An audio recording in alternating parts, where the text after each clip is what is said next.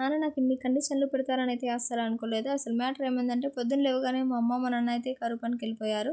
ఇక మా వాళ్ళు వెళ్ళిపోగానే వాటర్ రావడం అయితే స్టార్ట్ అయ్యాయి. సరే అని చెప్పి నేను నీళ్ళు అన్నిట్లోనూ నింపుతున్నాను. ఇంక మధ్యలో మా పాప వచ్చి "అమ్మ నేను పడతా" అని అంది. లేదంటే ఏడుస్తది గంపరాక్షసి. ఇంక సరే అని చెప్పేసి మా ఇంటెనకున్న పూల చెట్లకి నీళ్ళు పోద్దామని అయితే నేను వెళ్ళాను. అప్పుడు మా నాన్న చెప్పిన కండిషన్‌లు నాకు గుర్తుకొచ్చాయి. పూల చెట్టుకైతే 2 బిందెల నీళ్ళు, కరివేపాకు చెట్టుకైతే 1 బిందె నీళ్ళు మాత్రమే పోయమన్నారు. సరే అని పోసేసాను.